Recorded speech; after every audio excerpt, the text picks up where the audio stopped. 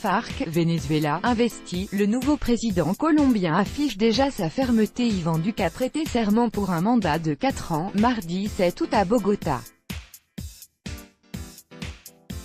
Fabián Ortiz, courtesy of Colombian Presidency, handout via Reuters. Le président Iván Duque a pris ses fonctions, hier mardi 7 août, à la tête de la Colombie, déterminé à durcir la politique de son prédécesseur envers les guérillas et à asphyxier diplomatiquement le gouvernement de Nicolás Maduro au Venezuela voisin. Il pleuvait et il ventait sur la place Bolivar, et c'est devant un parterre de parapluies blancs qu'Iván Duque a prononcé son premier discours de chef d'État.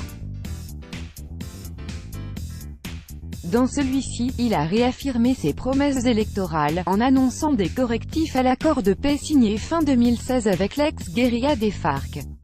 Pour le respect de la Colombie et le mandat que nous avons reçu, nous mettrons en œuvre des correctifs pour assurer aux victimes vérité, justice proportionnée, réparation et non-répétition. Iván Duque a aussi annoncé un durcissement des négociations avec la dernière grande rébellion encore active, le LN, mais aussi envers son homologue vénézuélien.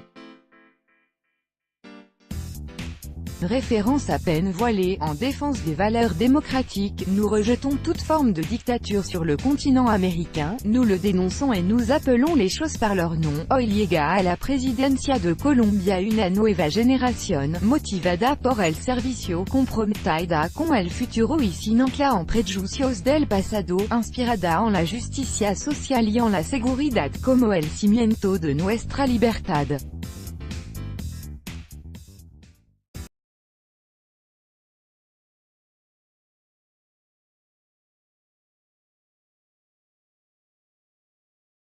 Je vous invite tous à construire un grand pacte pour la Colombie, a-t-il notamment lancé.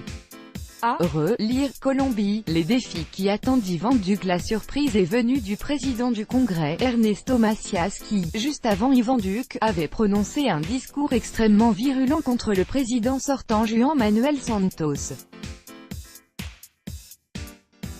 Or Duque et Macias appartiennent au même parti, celui de l'ancien président Álvaro Uribe, le chef de la droite dure. Je veux une Colombie dans laquelle nous pouvons tous construire la paix, une Colombie dans laquelle cessent enfin les errements entre amis et ennemis de la paix. Iván Duque, nouveau président colombien 8/2018 par Marie-Ève de Teuf. Écoutez, une union compliquée si Iván Duque ne se démarque pas de l'aile radicale de son parti, ses appels à l'unité vont faire chou blanc.